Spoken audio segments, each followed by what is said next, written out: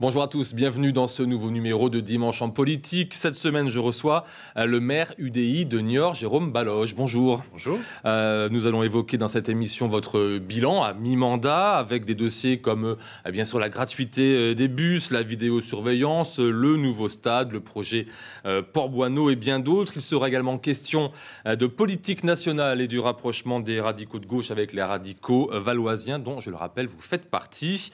Jérôme Baloge, la mi-mandat, c'est un moment important pour vous ou au contraire, ça ne veut pas dire grand-chose finalement? C'est une bonne question. C'est vrai que c'est quand même un point d'étape. C'est pas anodin. On a fait une première partie de mandat, surtout pour un premier mandat dans ma vie d'élu. Donc c'est vrai, on se rend compte de ce qui a été fait, engagé et de ce qui reste à faire. Et c'est un moment important, oui. C'est quand même dans la tête, je pense, de tous les élus, ce calendrier, qui est le calendrier électoral, bien sûr. Ça vous fait une vraie expérience de maire. Est-ce que vous vous attendiez, avant d'être maire, que ça allait être comme ça, ces premières années, cette première moitié de mandat?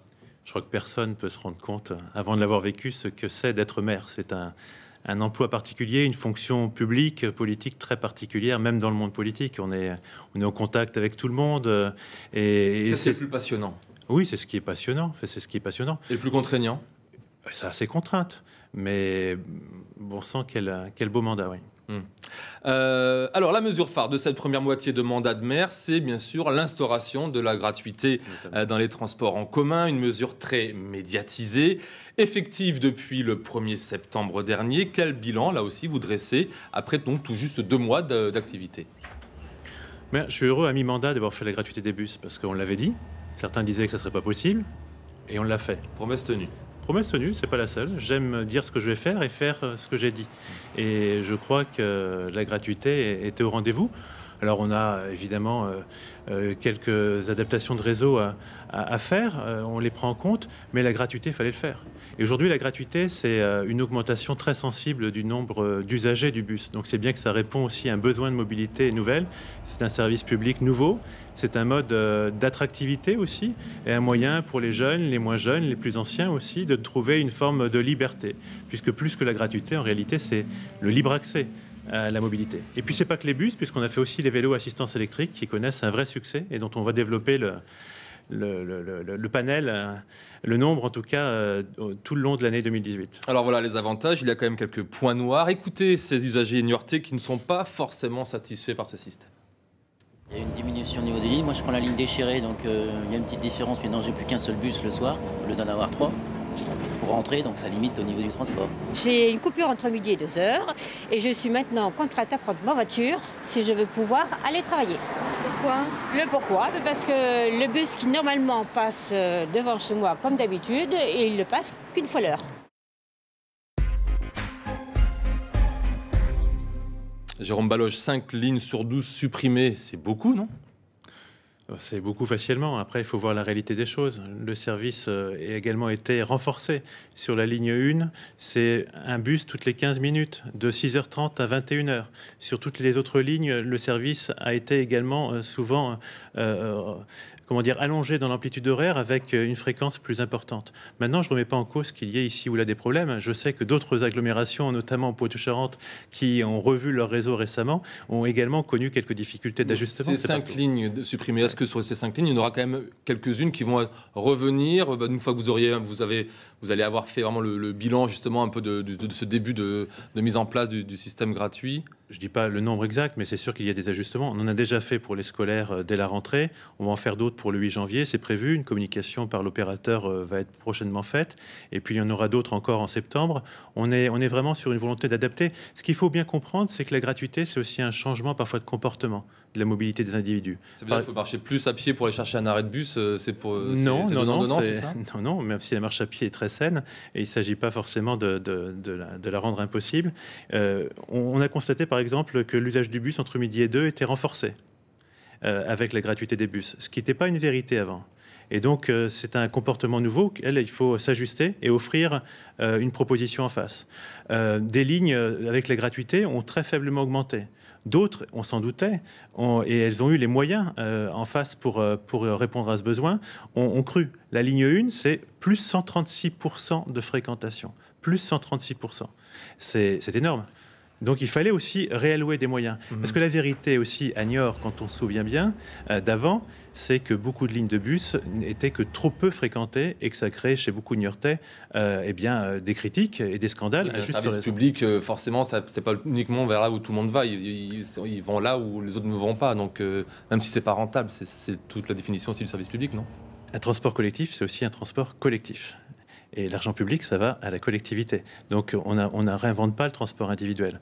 On trouve aussi d'autres modes alternatifs de mobilité, parce qu'il faut aussi savoir avancer, changer, se poser les bonnes questions. Est-ce qu'il est nécessaire pour l'environnement, pour les comptes publics, de mettre un bus avec chauffeur et le fuel qui va avec pour le faire rouler pour une ou deux personnes? Est-ce qu'il n'y a pas d'autres modes? Et on a lancé le covoiturage, on a lancé le vélo à assistance électrique et d'autres adaptations tout aussi alternatives et modernes, en plus des renforcements sur le bus sont en cours d'examen et de développement. Alors, donc ça, c'est très important aussi de le souligner. Autre point d'inquiétude, il y a le gel des salaires des agents et 10 départs à la retraite non remplacés. C'est le coût à payer pour l'accès libre au transport en commun? Non, il n'y a pas de coût à payer. Enfin, les billets de transport, c'était 10% des recettes. 2 millions d'euros. Ceci est... Comment? 2 millions d'euros. 1,5 million d'euros. 1,5 million. Donc ceci est une fausse polémique. Il y a la gestion de l'opérateur qui est la sienne. Je m'étais engagé, moi personnellement, comme élu, au maintien des contrats, etc. Donc c'est un point qui a été respecté. Et aujourd'hui, le transport, il est payé par les négociations qu'on a eues commercialement avec les candidats et par le versement de transport des entreprises, qui, je le rappelle, n'a pas augmenté non plus, mais assure une recette assez suffisante pour, en effet, payer le transport collectif et le rendre gratuit, c'est-à-dire en libre accès, plus exactement, à l'usager. Dernière question sur le transport en commun. Il y a des cas très concrets. On sait qu'à Niort, il y a les grandes mutuelles d'assurance. Est-ce qu'il peut y avoir des lignes de bus qui desservent, par exemple, la gare et les grandes entreprises, des grandes mutuelles d'assurance aux heures de travail? C'est des choses qu'on entend oui, quand on est sur place. C'est déjà le cas, hein. Bien sûr qu'on a tenu plus en compte encore dans ce réseau de l'accès domicile-travail que dans le réseau précédent. Mais il va être renforcé, notamment avec la gare. La ligne 1, demain, va desservir aussi la gare et l'hôpital. Donc il y a un certain nombre de remarques qui sont bien sûr prises en compte. J'entendais parler des Chiré, mais on pourrait parler de Choret, de Bessines. Il va également y avoir des propositions nouvelles pour une meilleure desserte. Mais il faut bien se rendre compte du changement, de la révolution que représente la gratuité, le libre accès dans la mobilité, le besoin aussi de modes alternatifs de transport pour répondre au plus près, et donc d'adaptation ensuite du transport collectif. Dès qu'on a compris ça, je pense aussi qu'on peut accepter un certain nombre d'évolutions. Autre dossier local d'importance, la vidéosurveillance ou vidéoprotection selon ses défenseurs ou ses détracteurs. L'installation de caméras avait été initiée, on le rappelle, par l'équipe municipale de Geneviève Gaillard et développée par vous. 26 caméras de vidéosurveillance fonctionnent depuis 2 ans. Quel bilan là aussi? Honnêtement, un très bon bilan. On avait des bandes en ville qui s'attardaient. Et aujourd'hui, on a plus ce même phénomène. Je ne dis pas qu'il n'y a plus aucun fait divers nulle part, mais Niort n'est pas plus que d'autres villes, sur toute cette taille. Elle est même dans le bon classement. Reste que les caméras ont eu un effet très positif. Et puis, les caméras permettent aussi un grand nombre d'interpellations. Donc, elles permettent à la police et à la justice de travailler. C'est un moyen supplémentaire. Et ça, sans limitation des moyens humains, puisque la police municipale a également, elle aussi, été renforcée. Il y a eu beaucoup de descentes de police ces derniers mois à Niort. Est-ce qu'il y a un problème de drogue à Niort? Comme dans beaucoup de villes, il y a un certain nombre de sujets. On a des points de fixation du trafic de stupéfiants. Il s'agit d'y remédier, mais il y a une bonne coopération entre la préfecture, la ville, la police nationale, bien sûr, et la justice, qui permet justement des arrestations et justement souvent des suites judiciaires efficaces. Si ce n'était pas le cas avant, ça ne voulait pas dire que ça n'existait pas, ça voulait dire que la concertation était moins bonne. Aujourd'hui, tous ces services travaillent ensemble et ça permet de mettre des fauteurs de troubles sous les verrous. Très honnêtement, est-ce que la vidéosurveillance a permis une amélioration justement de ce genre d'interpellation, de voies de fait? Elle y contribue là où elle est. À savoir concrètement, il y a vraiment on a envie de savoir si ça fonctionne ou pas, ou en tout cas si c'est efficace ou pas. J'ai sorti les chiffres récemment, il y a 60% d'élucidation grâce à la vidéoprotection. Est-ce qu'il y aura d'autres caméras installées dans le centre-ville? Oui, bien sûr, on va en mettre un peu plus sur la colline Saint-André et puis le quartier de la Gare. Il ne s'agit pas d'en mettre évidemment partout, sur toute la ville, ça n'aurait pas de sens, mais sur des points qui nous semblent importants de sécuriser. Et là où la caméra a son intérêt, ou là où il y a assez de visibilité, là où il y a des enjeux, on va déployer les caméras de vidéoprotection. En plus de surveiller l'espace public avec des caméras, la police municipale de Niort s'est également mise à contrôler la vitesse des automobiles depuis cet été en ville. Est-ce que ce n'est pas le rôle de la police nationale et de la gendarmerie nationale? Ah si, c'est le rôle de la police nationale et de la gendarmerie Alors pourquoi nationale. dépenser 3 000 € d'un super radar pour la police municipale? Bien parce qu'on est souvent sollicité par des riverains pour des excès de vitesse en milieu urbain et qu'il faut venir aussi en renfort de la police nationale et de la gendarmerie là où c'est possible. Et puis on est dans un travail de prévention. On n'est pas dans un travail de verbalisation aujourd'hui. Donc il s'agit de dire aux gens de ralentir parce que rouler à 90 là où il faut rouler à 50, ce n'est pas possible. Il y a des gens qui traversent ou qui aimeraient traverser et il n'est pas normal qu'il y ait le moindre accident. Donc il ne serait pas normal non plus de dire qu'on ne met pas les moyens nécessaires pour éviter autant que possible ce genre d'incident. Donc si on peut rappeler à la raison certains conducteurs, je pense qu'on contribue à la sécurité routière et à la vie en société, que c'est un plus. Oui. Mais qu'avec de la prévention, on est bien d'accord, il n'y a aucune contravention dressée par les agents de police municipale vis-à-vis des conducteurs trop Aujourd'hui, rapides. il n'y en a pas, je ne dis pas qu'il n'y en aura jamais. Enfin, si un chauffard roule à 120, il mérite certainement une verbalisation. Si en plus il n'a pas d'assurance, son sort est tout différent. L'avenir, c'est ça, c'est davantage de police municipale par rapport à la police nationale ou de la gendarmerie? Non, absolument pas, ce n'est pas du tout ma politique. Je souhaite que la police nationale soit bien présente, et elle l'est. Et il s'agit d'être en renfort sur un certain nombre de sujets.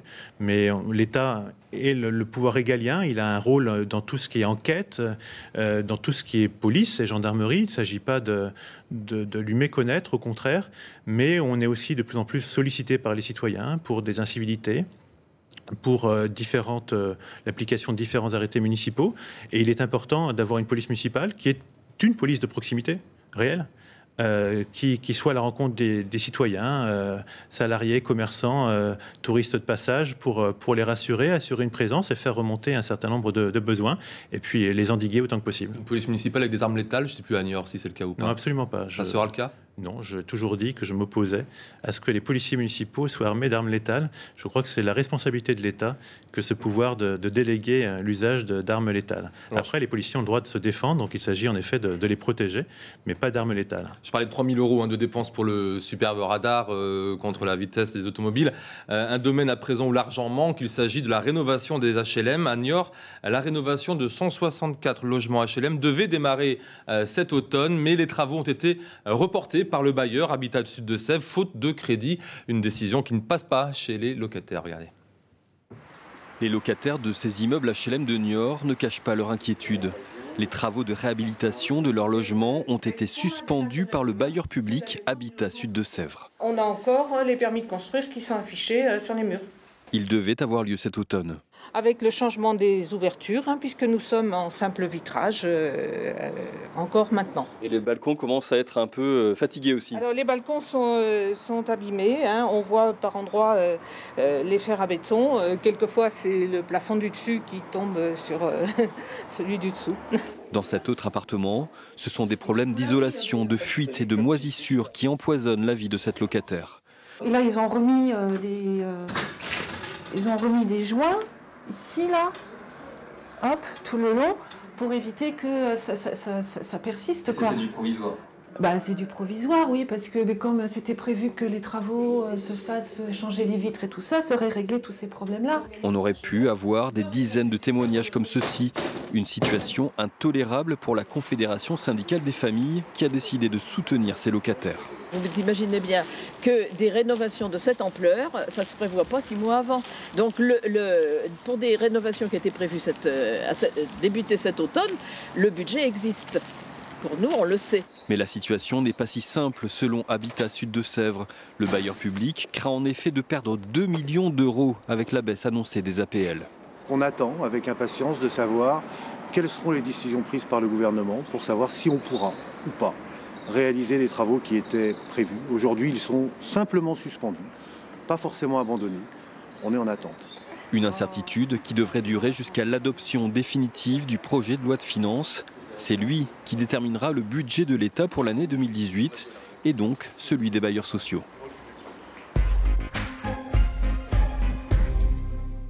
Retour sur le plateau de Dimanche en politique avec Jérôme Baloge, notre invité, le maire de Niort. Notre invité surprise est la secrétaire générale de l'AFOC, association Force ouvrière consommateur.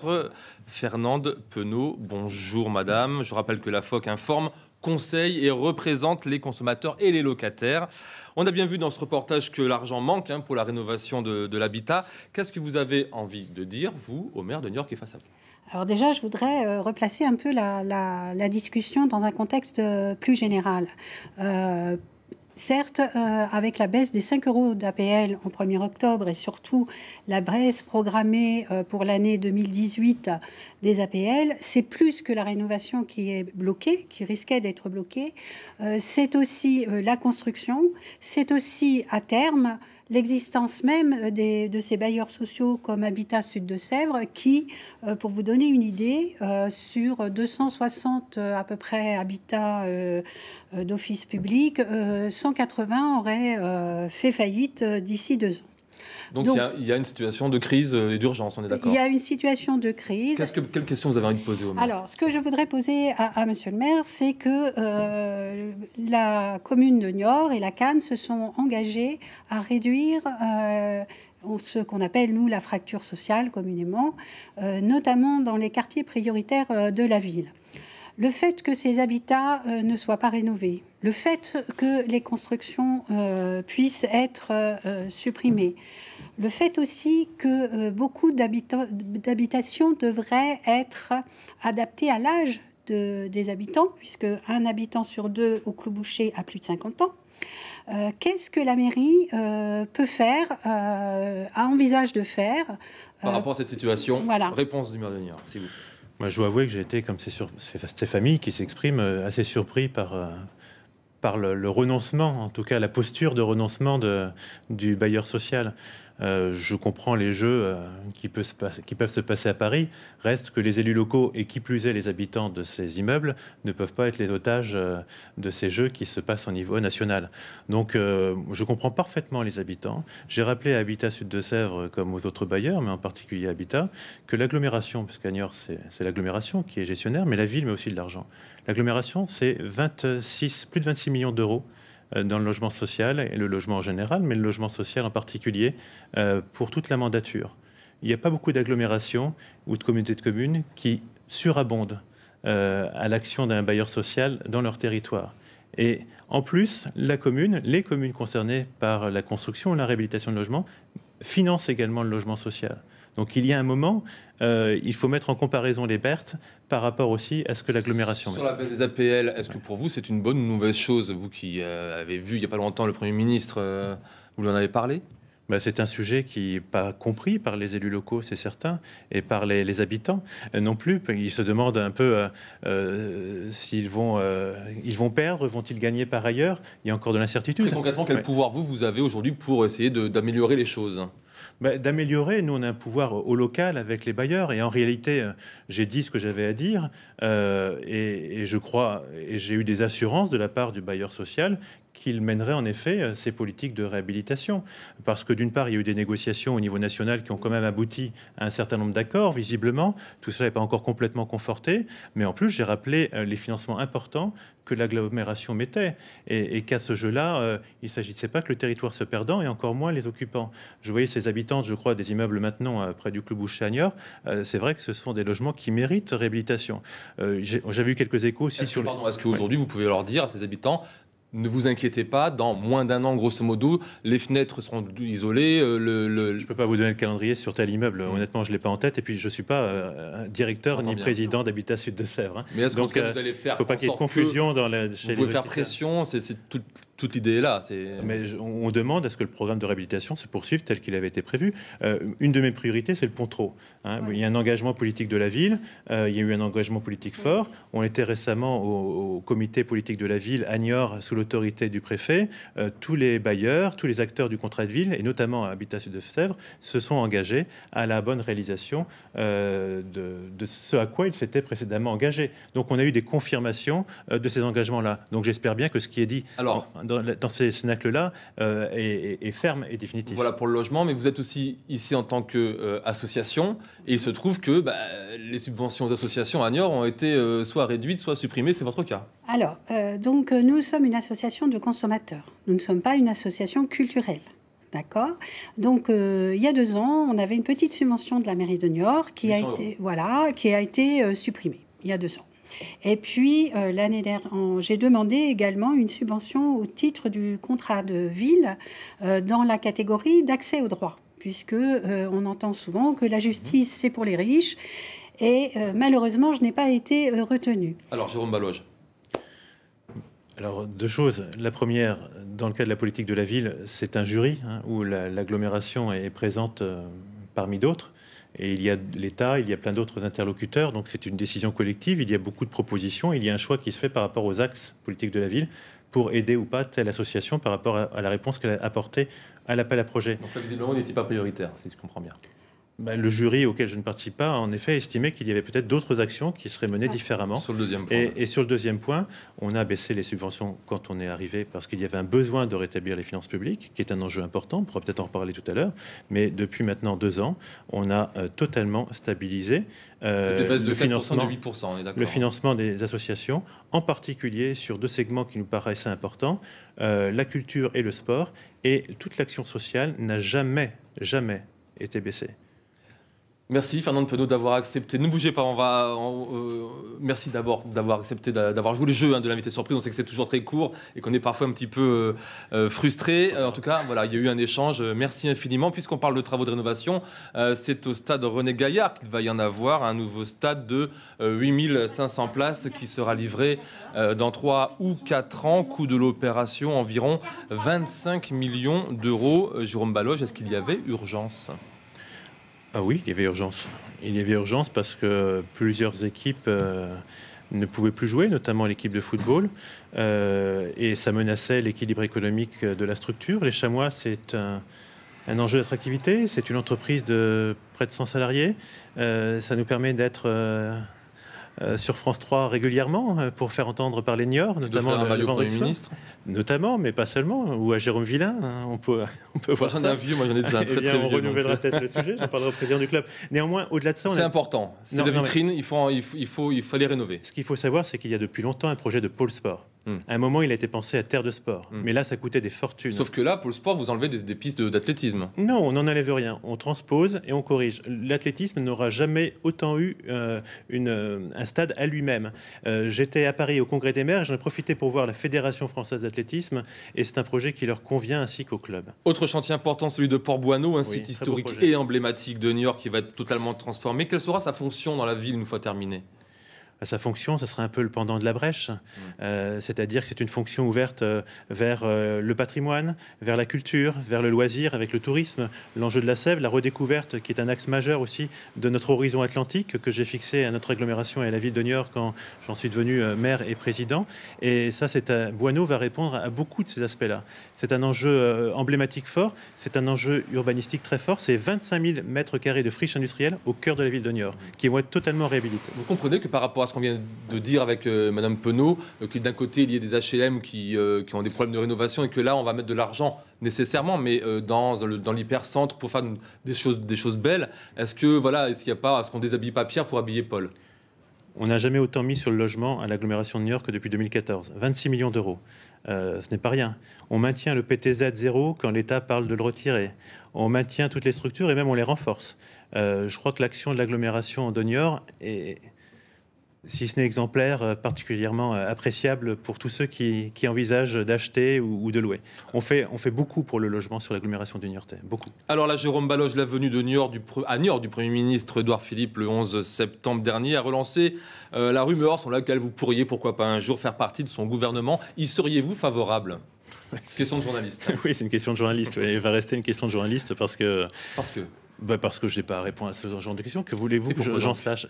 Vous pourriez très bien être plutôt satisfait de la politique menée par le gouvernement et d'en faire partie. Ça serait plutôt intéressant pour vous. Je trouve qu'ils ont le mérite de s'attaquer à des sujets, d'avoir en effet parfois même une certaine stature, un comportement d'écoute. J'ai apprécié de rencontrer le président Macron à plusieurs reprises. Édouard Philippe, que je connaissais un peu avant également. Ce sont des hommes qui mènent une politique difficile dans des temps compliqués. Vous êtes Macron-compatible, on l'a toujours dit. Est-ce qu'il y a des différences vraiment politiques réelles entre vous et Emmanuel Macron ou Édouard Philippe ? Mais c'est dur de vous dire. parce qu'aujourd'hui, Emmanuel Macron, il est venu un peu comme ça sur le terrain politique. On apprend à le connaître et à l'apprécier. Je suis comme tous les Français, je regarde avec attention et surtout, j'ai à cœur que mon pays réussisse. Et moi, comme maire, en plus, il ne voudra pas échapper que je ne suis pas député. Je n'ai pas à me situer par rapport à une majorité ou à une opposition nationale. Mais par contre, comme maire, je souhaite que nos territoires, mon territoire en particulier, réussissent. Et ça, c'est une dimension qui n'est pas que singulière, qui est collective, qui est nationale. Et de ce point de vue, eh bien, on est heureux quand on est maire, en effet, de pouvoir avoir un gouvernement et un président qui vous écoute. On verra jusqu'où ça ira. Mais c'est vrai qu'il va y avoir un problème de positionnement politique à un moment donné, quoi que vous disiez. Par exemple, le 16 et 17 novembre, à Montpellier, s'est déroulée une université de rentrée des deux partis radicaux, le PRG d'une part et le parti Valoisien. Le 9 décembre, un congrès de refondation aura lieu à Paris, après 45 ans de scission. C'est pas la première fois qu'une tentative de rassemblement a lieu, mais cette fois, ça semble sérieux. Je vous propose d'écouter le maire de Nancy, Laurent Hénard, président du parti radical auquel vous appartenez. Quelqu'un de bien. Unifier les radicaux, c'est pas seulement se retrouver dans une même famille, où on a plus en commun que de choses qui nous séparent, c'est surtout envoyer un message pour dire que des gens qui étaient alliés à gauche, des gens qui étaient alliés à droite, peuvent se retrouver dans un parti commun et bâtir une nouvelle force politique. Et c'est clair que l'idée est de construire un grand parti radical indépendant, indépendant des Républicains, indépendant d'En Marche aussi. Il s'agit de créer une force politique nouvelle qui amène du pluralisme. Une force politique nouvelle, droite et gauche, indépendante d'En Marche, c'est réalisable, c'est possible, c'est une utopie? À Niort, on l'a fait. Tout ce qui rassemble les Républicains, c'est une bonne chose. Vous savez, après les présidentielles, presque 50% avaient voté pour des partis extrêmes. Si on peut permettre... Ça serait En Marche bis quand même, ce parti radical réunifié, non? C'est le plus vieux parti républicain de France. Voilà. Dernière question, Jérôme Baloche, vous serez candidat à votre propre succession, prochaine municipale? Question de journaliste. On sort juste d'une élection qui était une élection présidentielle. Moi, je suis au travail et on a encore 2 ans et demi de mandat, donc on continue. C'est la fin de cette émission. Merci Jérôme Baloche d'avoir accepté notre invitation. Pour voir ou revoir ce numéro de Dimanche en politique, n'hésitez pas à vous rendre sur notre site internet. La semaine prochaine, je recevrai le député En Marche de la 4e circonscription de la Vienne, Nicolas Turquois. Pour leur place au journal de la mi-journée, présenté par Clément Massé. Excellente semaine à toutes et à tous. À dimanche prochain.